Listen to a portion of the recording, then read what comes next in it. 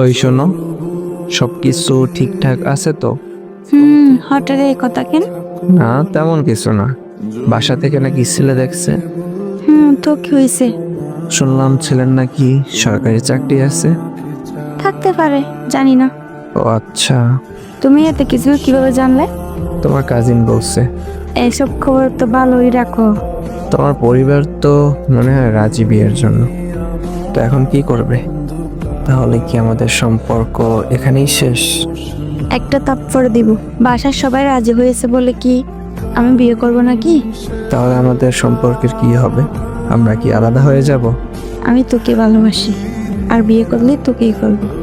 কিন্তু পরিবার যদি না মানে? জোর করলে মেনে নিতে বাধ্য হবে। কিন্তু তবুও যদি না নেয়? এই শুন, তো এতে চিন্তা করা লাগবে না। তোর না সামনে পরীক্ষা, মনোযোগ দিয়ে পরীক্ষা দে। আমি আছি তোর হয়ে। ঠিক আছে।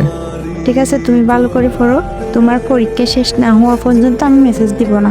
তুমি একটু ফোনটা না চালিয়ে পড়ায় মনোযোগ দাও। ঠিক আছে।